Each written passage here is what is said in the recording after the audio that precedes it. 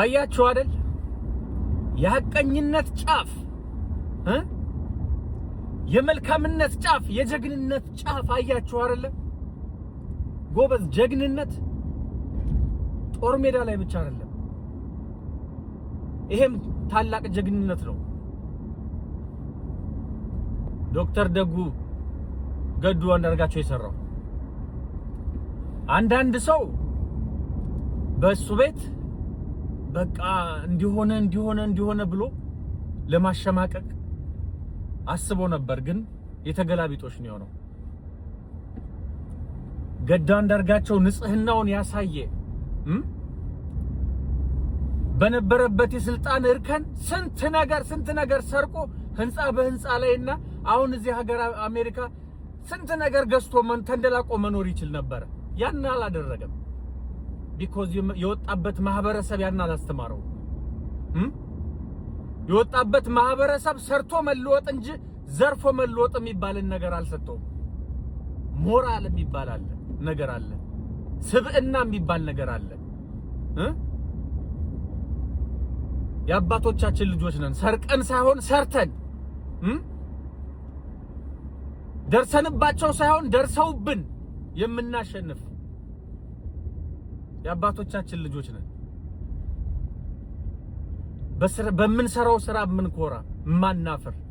የሰው የማንመኝ በራሳችን የምንኮራ ምርጥ ህዝቦች ነን ገዱ አንዳርጋቸው በጣም ነው ያኮራን እንደ ሌላው ሌባ ሰርቆ እዚህ ስንት ነገር ማድረግ ይችላል ስንት እኮ ባለስልጣን የምናቃቸው ሌቦች አሉ እኮ ከዚህ በፊት ጀምሮ የምናቃቸው እስኪ ሆዴድ ባለስልጣናትን ያችሁ ዘርፎ ምን ብሎ አልበቃው ሲል የሚያደርጉት ግራ ገብቷቸዋል የማንም ሌባ ማለት ነው የማንም መሃይም ላይ ነው እኮ እቺ ሀገር የወደቀችው በሆዱ ብቻ የሚያስብ ሀገር የሚባል ነገርን ታላቅ ሀገርን ወደፊት የማያስቀድም በሆዱ የወደቀ ዝቃጭ የሚመራት ሀገር ናት ኢትዮጵያ አሁን ማሰብ ማገናዘብ የሚባልንማ ከነገዱ ተማሩ ስልጣን በቀል ህዝብ አይበልጥም ብለው ጥለው ወጣው ዝቅ ብለው እንደኛ የሚሰሩ የተከበረ ስራ ነው ፓርኪንግ ስራ ማለት የስንት ሰው ህይወትን የሚለውጥ ስራ ነው አንተ ስልጣን ላይ ተቀምጠህ ሳትሰርቅ ማለት ነው ደሞዝ ቢጠራቀም ያመት ደሞዝ አቶ ገዱ በወር የሚከፈላቸው ይበልጣል ግን አታቁም ማህይሞችና ደደቦች ስለሆናችሁ ፍልጥራስ ስለሆናችሁ የምታስቡት ሁሉ ምቀን ክፋትና ተንኮል ስለሆነ ሰውን ያሳነሳችሁ ይመስላችኋል ግን ትበለጣላችሁ ሰውን ባሳነሳችሁት ቁጥር እናንተ ተበልጣችሁ ቁጭ because የሆነ ነገር ስታረጉ ሳታገናዝቡ ነው የምታረጉት በተለይ የብልጽግና ደጋፊ ከውሻም ውሻ አረ እንደው ውሻ በዋለበት ማርያም ተዋል